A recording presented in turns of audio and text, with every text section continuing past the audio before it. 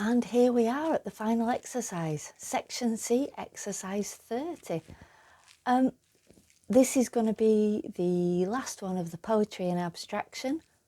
And what I'm going to do is I'm going to use the poem by William Shakespeare, A Fairy Song. And it actually explores the magical, the magic of what happens in nature and how it can be explained in supernatural ways. This one in particular is dew. How does dew appear? And it's the fairies come along from the Queen of the Fairies and put dew all over the landscape. And that's why I chose it. It's sort of bringing together a lot of things that I've explored and loved in the past. And I thought it was a really nice one to finish on. I'm not going to abstract it too much. I think it's still going to be quite recognisable as a landscape at the end, but I am going to really simplify the forms and abstract the essence of what it is to put dew on things, and I'll show you that in the exploration. So in this one, what we've done is we've taken an idea of a landscape, and instead of thinking of how to make it look like the landscape in front of us, it's looking at an abstract way of communicating something that happens in the landscape. Just like William Shakespeare explained dew, land in a landscape, through words, we're going to explain the magic of dew in a landscape in an abstract form, or I'm going to. And that's where it can go now. It can go to any idea any idea or poem or words that you can think of, or a phrase, something like how a spider web's made, the bending trees in the wind, anything like that, anything nature or anything in the landscape. Instead of painting it as a complete representation, a figurative representation, you can abstract it, you can take from it just the bits that you want, or even play with colours and materials to get a feel of what you want. I'm not going down that road this time. I'm not exploring the materials, I'm not exploring colour. I'm exploring almost just repetitive form. It's shape that I'm going to be exploring in this one. I think the more you get into these, the more it opens up into decision-making processes that you take on yourself. This whole course has been about decision-making. How do you make decisions on what you're going to paint next? How do you get the words together to explain to somebody why you've painted something and what you're trying to communicate through it? Sometimes you don't actually need to write it down. You don't need to say these things, but it's the decision on knowing why you've done something. And I think that's where we've come to now, is you have the decision-making processes in place to be able to decide how you're going to approach any thought or communication or statement or idea. It's the intent with which you go about it. You could do it in abstraction, you could do it in narrative, you could do it in metaphor, you could do a complete realistic representation of it, a figurative painting. but you've got ways of exploring those options to say, this is why I've gone down this route. And that's what this whole course has been about. It's been about giving you a process of decision making to arrive at reasons for doing paintings, or arrive at how to communicate what's in your heart and what's in your head. I hope it's worked. I'm going to have a go at the planning sheet for my William Shakespeare poem, and then I'll get on with the painting. And here we go, section C, exercise 30 planning sheet, poetry and abstraction. The poem I'm going for is A Fairy Song by William Shakespeare.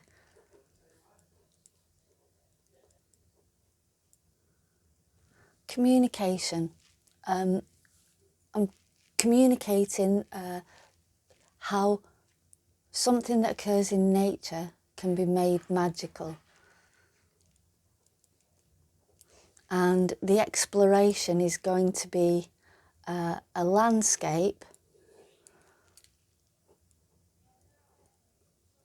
with dewdrops. So I'm going to have a pattern of coming down with, starting at the back, very small triangles, and then a bit bigger triangles, and then bigger triangles, and then the biggest at the bottom. And these are going to have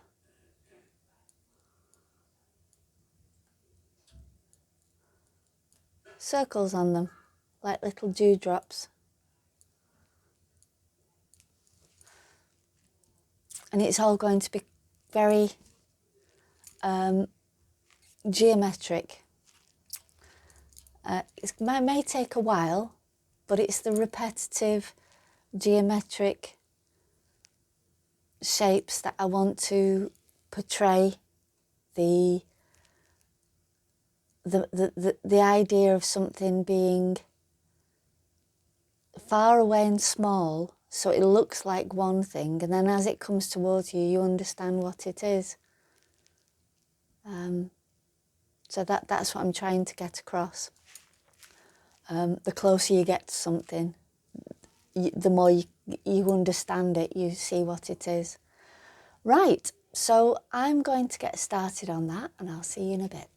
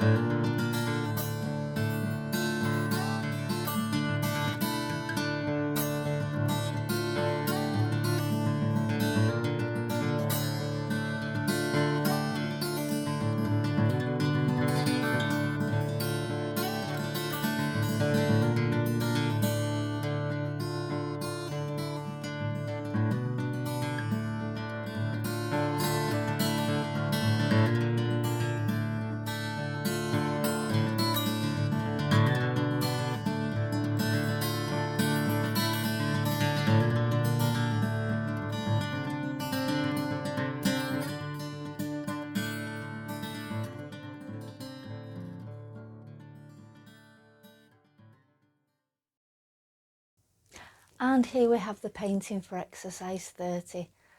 The idea of things getting closer to you and more recognisable, more understandable, brought about by the poem William Shakespeare about dewdrops. And that's at the end of my exploration of abstraction from poetry. I've really enjoyed it actually, and it's a fitting way to end the course about exploration and about the exploration of language. I think poetry is like the one of the ultimate things that you can do with language. That and writing novels. Hopefully now you are on your way to actually producing your own work with your own communications in a visual way. Much as you would be at the end of a writing course, you'd be able to go on and write poetry and you'd be able to write stories.